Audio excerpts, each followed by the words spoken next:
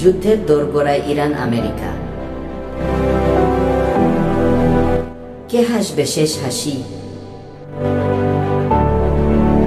মধ্যপ্রাচ্যের আকাশ আজ উত্তপ্ত।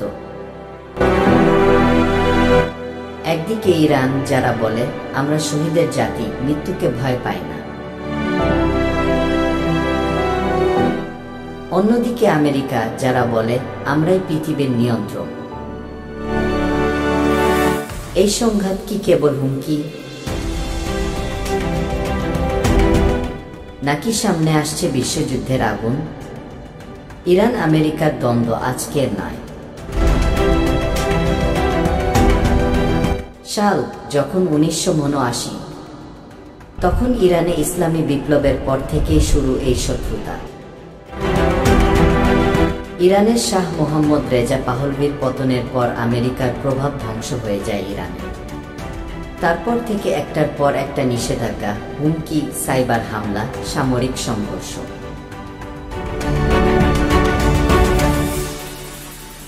বিশেষ করে কমান্ডার জেনারেল কাসেম সোলাইমানিকে 2020 সালে আমেরিকা হত্যা করলে আগুনে ঘি পড়ে।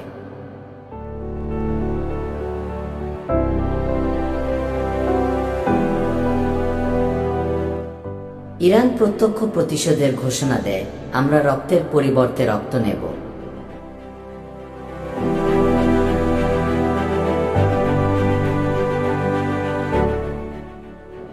আজকের দিনে ইরান হাইপারসোনিক ক্ষেপণাস্ত্র, ড্রোন শক্তি এবং পারমাণবিক গবেষণা দিয়ে আমেরিকার ঘুম হারাম করে দিয়েছে। অন্যদিকে আমেরিকা তার নৌবাহিনী পাঠিয়েছে পারস্য উপসাগরে। ইসরায়েলকে ঘিরে উত্তেজনা আরো বেড়েছে। হামাস, হিজবুল্লাহ এবং হুতি বিদ্রোহীরা ইরানের মিত্র হয়ে উঠছে। তাই প্রশ্ন, এই যুদ্ধ কি তৃতীয় বিশ্বযুদ্ধের রূপ নেবে?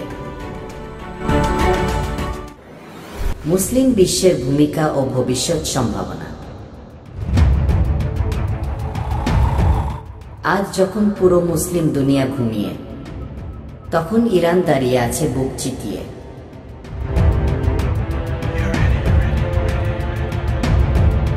তারা বলে আমরা নতি স্বীকার করি না।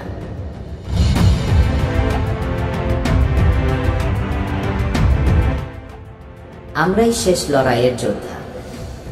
কিন্তু প্রশ্ন হলো,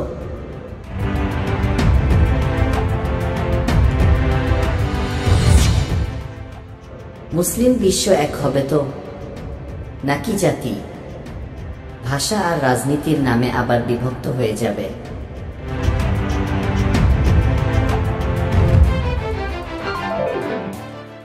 ইতিহাস সাক্ষী, শক্তি নয় ইমানি বিজয়ের মূল।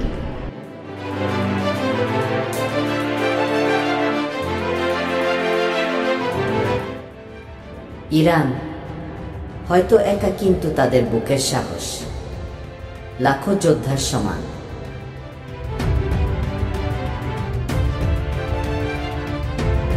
আমরা কি শুধুই দর্শক থাকব, নাকি অন্তত সত্য ও ন্যায়ের পক্ষে কণ্ঠ তুলব?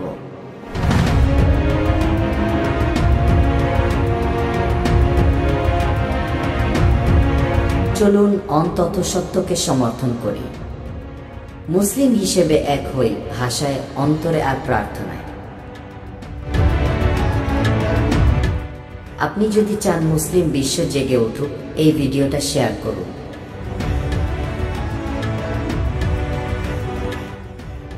চ্যানেলটি সাবস্ক্রাইব করুন, কারণ সত্য চাপা থাকে না, সত্য আলো হয়ে ফেরে।